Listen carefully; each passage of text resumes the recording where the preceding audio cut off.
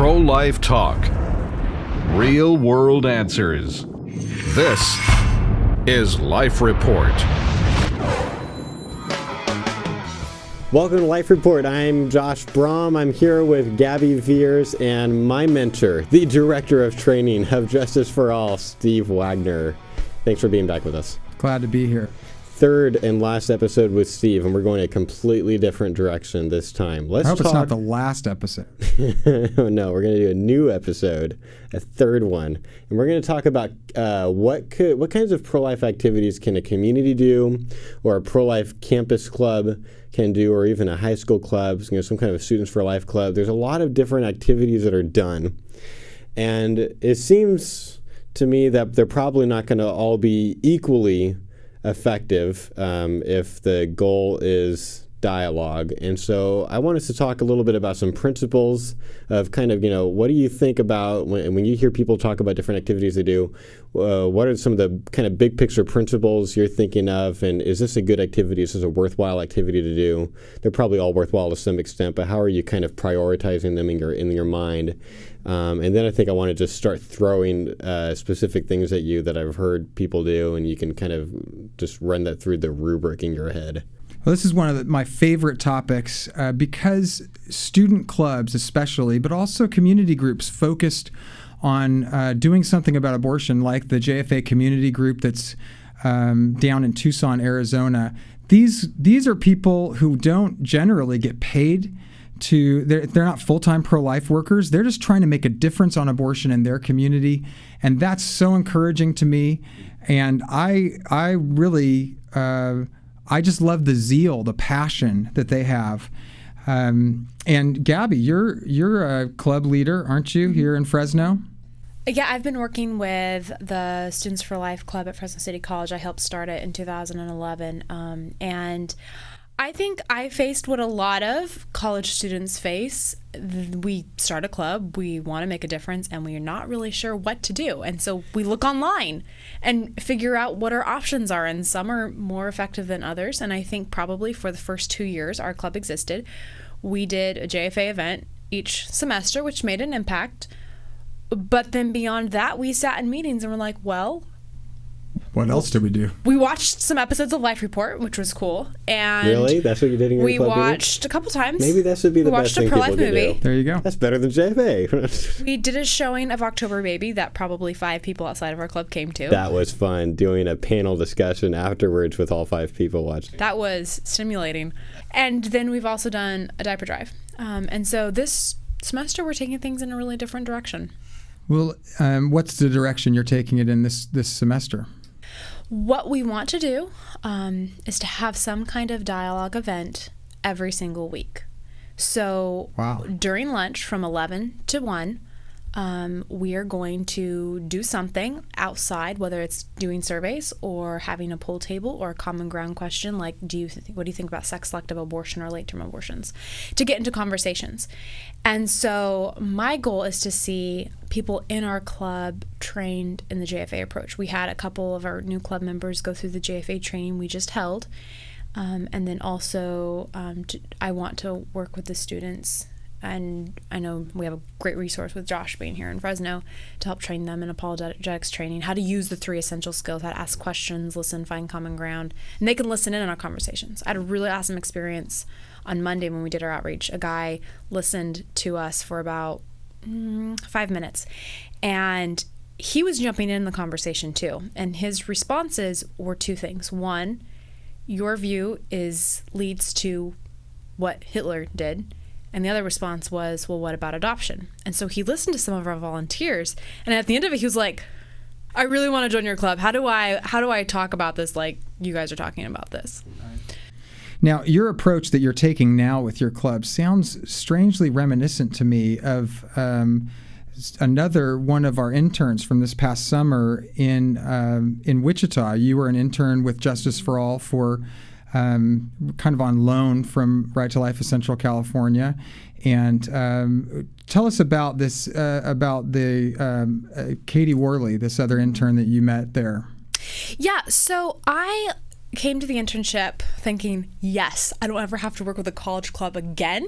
like being club president or in the college club. I just get to go train other people to talk about this issue. I never want to have to deal with students who are apathetic again and trying to get them involved. And then I spent time talking with Katie, and this is basically what she did with her club, is that she really pushed getting into conversations and modeled that so much so that students on campus began to notice, and pro-life students who weren't willing to make time before saw that it actually was making an impact. And then she became president of her club, didn't she? And tell our the listeners what she said her first move as president was. To get rid of meetings. Why? Why would you get rid of club meetings? I totally understand that, because so many club meetings are 2 or 3 dedicated students showing up and going, okay, too bad we can't get more people in our club. Too bad there's only 4 people in this room. Too bad there's only 4 of us. Too bad we can't really get any kind of a discussion started because there's only 4 of us. Too bad we don't have enough manpower to pull off like a large-scale event. Too bad there's so many pro-choice people on our campus. So that's what we want to talk about today, is this approach that Katie took. Whether or not you, as maybe you're someone who is leading a campus club, whether or not you want to totally get rid of club meetings, which Katie would put an asterisk with that. She actually does have club meetings for the purpose of training people to dialogue, and she's laser focused on that. And so we want to, I think, take Katie's example or her model here. Katie Worley is the president of the Students for Life Club at Washington University, right, in St. Louis. So we want to just take her, this idea of even being willing to cancel club meetings so that you can go do dialogue. And let's see if we can develop a sort of filter for different events. So you say you've got all these event ideas, or you're not sure which events to do. Let's talk through that. I think a first principle for me is something I learned from Greg. I think I heard Greg Kokel say this first in maybe it was a pregnancy center banquet or something. He talked about the difference between making a moral statement and making a moral impact. Which of those do you want to do? Do you want to make a moral statement or a moral impact? And it's pretty clear to a lot of us, I think, we want to be on the latter side. We want to make a difference. We want to change how people think about abortion. We don't want to just tell people what we think about abortion. We want to help them change their own mind about it. So everything that I believe about campus clubs or what clubs should be doing is really driven by that big principle. I want to see people make a moral impact, which for me is changing a pro-choice person's mind about abortion. And I think long term, that's what's going to get more people excited about what you do and get involved. College students and community members can tell when a meeting's going to be a waste of their time. But they also know when they see results, when they see people changing their minds, when they know the change in their own ability to talk about this issue, or help a pregnancy care center, or make an actual significant impact. And that's what's going to grow organizations. I think Katie tells a story of her roommate, who was pro-life but didn't want to get involved in the club because she's too busy. I think there's a lot of people like that. They're maybe the people who are movers and shakers, and they're doing lots of things outside of their pro-life beliefs. They're in a play. They're doing something for the environment or whatever. I mean, they have all these different interests. And how are you going to capture those people who can really be good in dialogue and a passionate force for the unborn on your campus? Well, you've got to do something worth doing.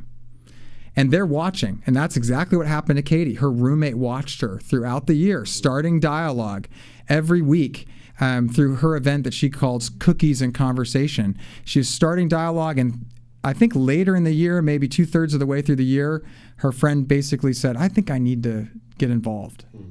Why? Because Katie was making an impact, not just making a statement. And then I love what her roommate then said. Yeah, and I think I need to make my boyfriend make time to also get involved. Right. So we want to let's think about some of the different activities that clubs are pondering and that community groups are pondering. Okay. I guess the filter that I would suggest is your activity should be focused on changing people's minds about the unborn, changing a pro-choice person's mind so that they don't think abortion should be legal. They think that abortion is wrong and that it is so wrong it should not be legal. That's really our goal. So how do we accomplish that? Well, I think the first thing you have to do is create a debate about abortion.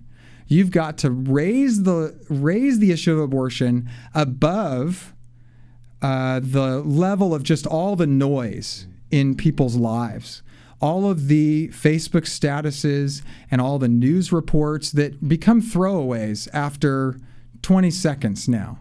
You've got to raise abortion above that level. And on a campus, that means you probably need to do some kind of event that draws attention to the question of abortion or the question of what the unborn is, something like that. So you need to create a debate, and then you need to turn that debate into a dialogue. So it doesn't help to just make people talk a lot about abortion or create a buzz so that the newspaper starts, puts a man on the street interview in the left column and finds out what people think about abortion. That's good. But you have to take that debate that could become really heated or unproductive for most people, and you've got to turn it into a dialogue. And then I think you have to multiply those first two aims that you have. You have to do it. You have to gather names from your event. You have to gather email addresses of pro-life and pro-choice people. Gather pro-choice email addresses so you can interact with those people beyond just the day of your event. You need to use your event to gain momentum to plan another event. These are multiplying type tasks. Train the people in your club through your event so that they can do another event where they create debate and then they turn that debate to a dialogue. So that's the general framework that I would suggest to any club or any community group. Are you creating a debate? Are you then turning the debate into a dialogue? And then are you using the event as a multiplier or to get more pro-life people trained so that they can do the same thing with you the next time? I heard today about something I never heard before, Cupcakes for Life. So Gabi, quickly describe what Cupcakes for Life is, and then Steve's going to respond. The idea is that you get people to think about the issue of abortion by handing out cupcakes to celebrate the birthdays of every baby that doesn't have a birthday because their life was ended through abortion. So you put cupcakes on a table? Is that what happens in this event? And do people get to eat them? Mm-hmm. So it's free cupcakes. Free cupcakes. And then it also serves as a way to tell people on campus about your club. Great. So I would say this is definitely an event that could be used as a moral statement or to make a moral impact. And I'm going to say that about most of the events we talk about today. I'm always thinking about how can I change this idea to make it be a tool for dialogue? Because to get the dialogue started is usually our most difficult step. How do I either get somebody to stop and want to talk to me about abortion? How do I get the topic started? So I could use Cupcakes for Life that way. I could, and I'd have to just brainstorm with the club how to do this, but I'd probably make a sign that said something that asked a question. I don't know what the question would be right now, but I would man the table with pro-life advocates, both men and women, who would be able to dialogue with people about this Cupcakes for Life. I'd probably make the number of cupcakes something significant. Maybe draw circles on the paper so that you can see the circles after the cupcakes are all gone. So you can dialogue about maybe how many abortions took place in the 10 seconds that you were standing at this table, or in the minute that you've now been standing at the table, or whatever. But it's going to be the job of the people standing around the table. This is not going to make itself. The dialogue's not going to make itself with this event. And that's why you just need to weigh that when you think about spending 3 hours creating making cupcakes, or 15 hours, whatever it would be, however many cupcakes you're going to make. Is that time going to get you a good dialogue? When you could put up a poll table that says, should abortion remain legal? Yes and no. You could, and just have big signs that say yes and no. If you want to see a pool table in action, you could just go to debate2dialogue.org. That's JFA's public outreach site. I've gone over my time on this one, but I won't go over my time on the next one. So you could put up a poll table and then ask people, when they say, should abortion remain legal? Yes. They write their name on the yes side. You could say, do you believe it should be legal through all 9 months? It's a common ground question. I'm turning the debate, the table. They walked up. That's creating the debate. I turn it into a dialogue with a simple clarification question. Okay, so that's a start. I would be weighing, if I was a club member, I'd be weighing, okay, Cupcakes for Life, poll table. Which could get me more dialogue more quickly? Okay, Next. What about bringing speakers on, maybe apologetic speakers or post-abortion speakers, or even hosting a debate? Well, this is very popular among clubs.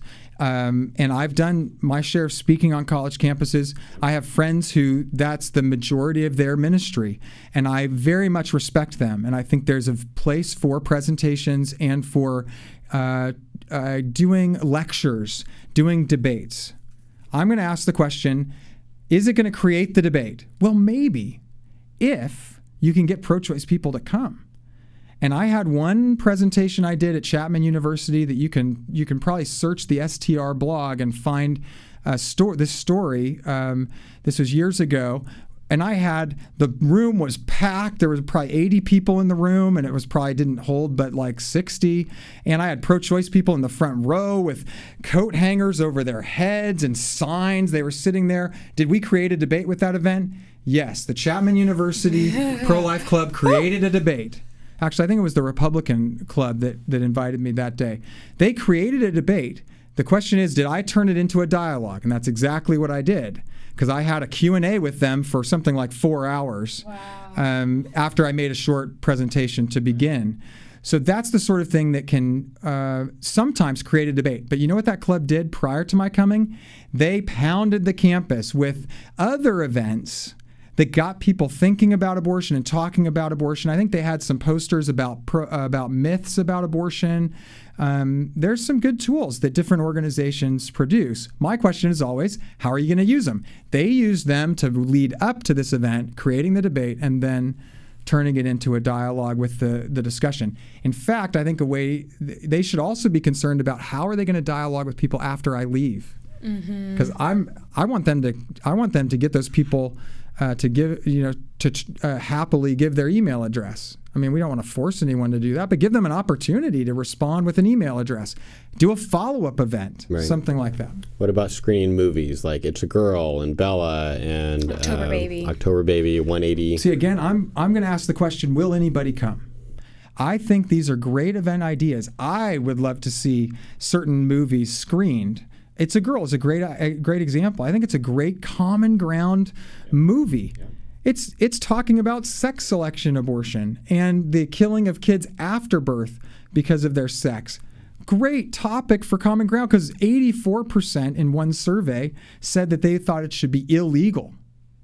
So I think do the event, but you're going to have to get people there. So you're going to have to chalk the campus. You're going to have to flyer in weeks and even months in advance, creating a buzz so that people want to show up to the event. Just remember, when you're creating events like speakers or movie events, it's going to take a lot of time to create the event, and then you're at the mercy of the buzz, and you're maybe at the mercy of the scheduled fraternity party that you didn't know about. Yeah. That then people didn't decide not to come to your event because there was something, quote, better, something more fun or whatever.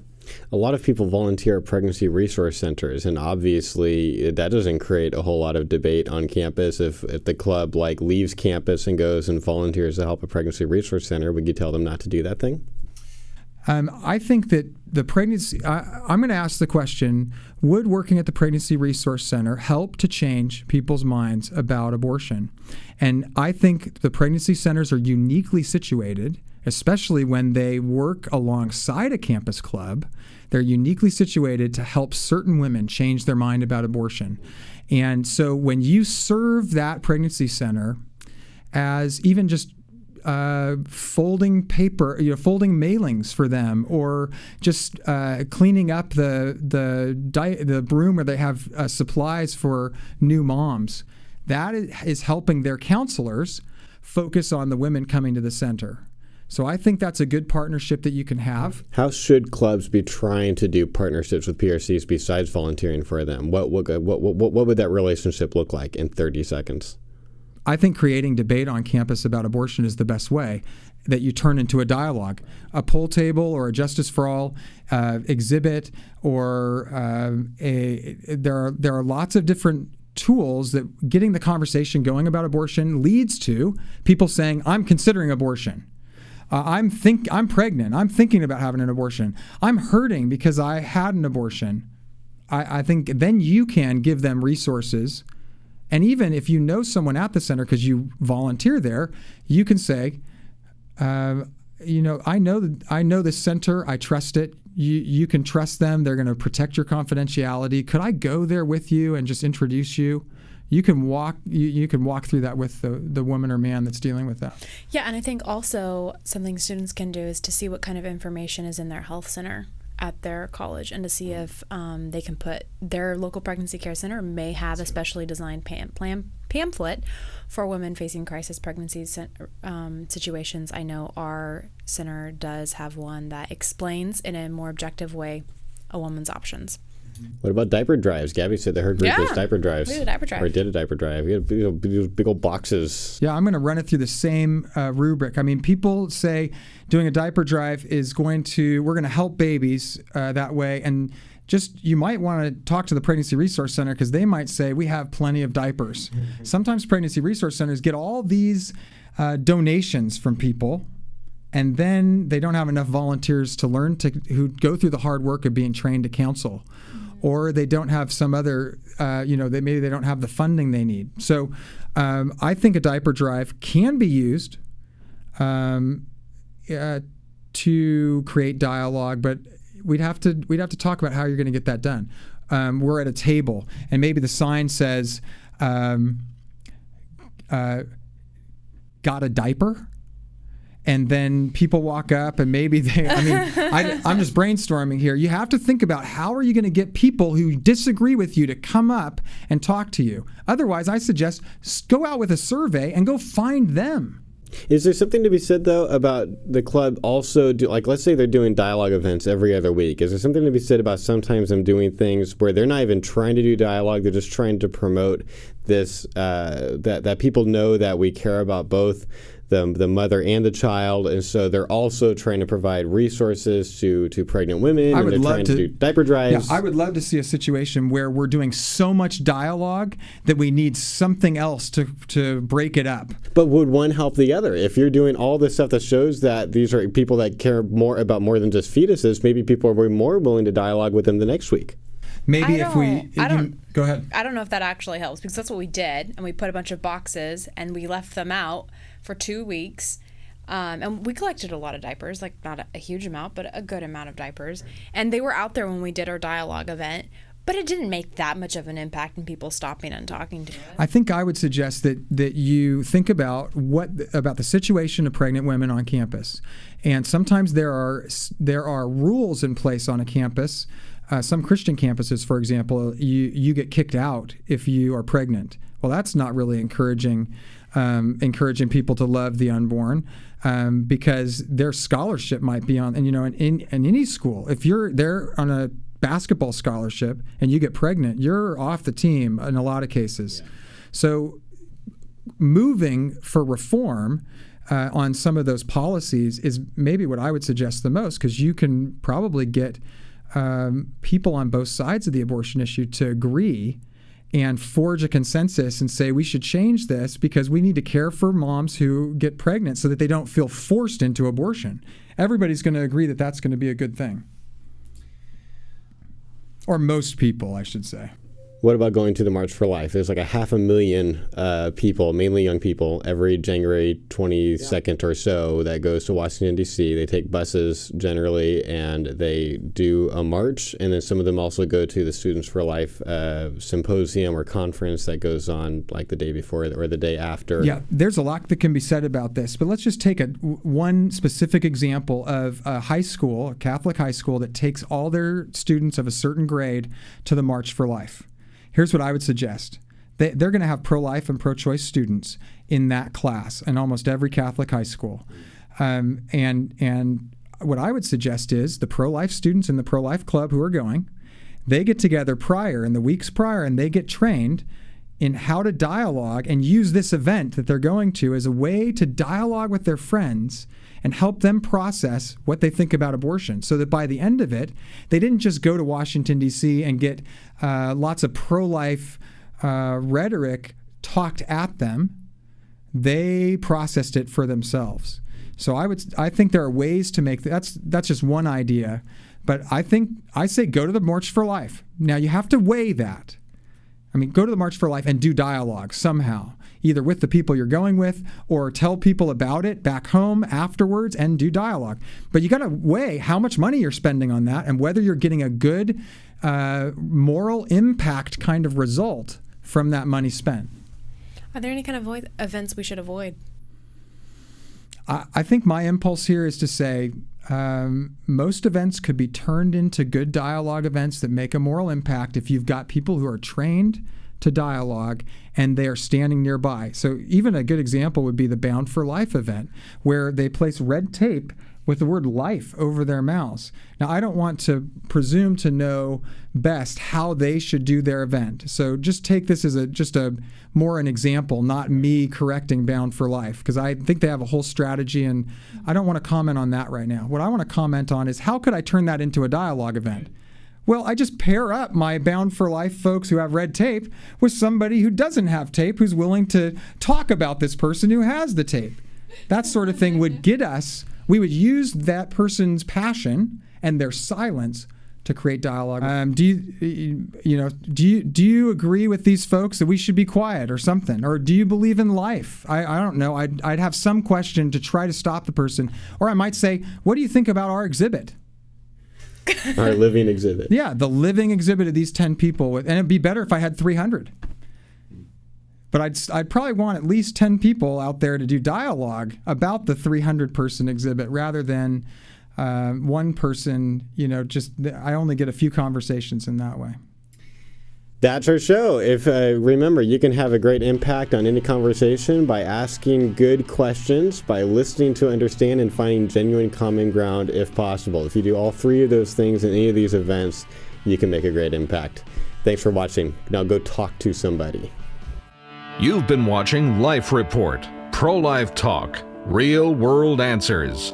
Life Report is produced by Right to Life of Central California. Visit their website at fresnoprolife.org.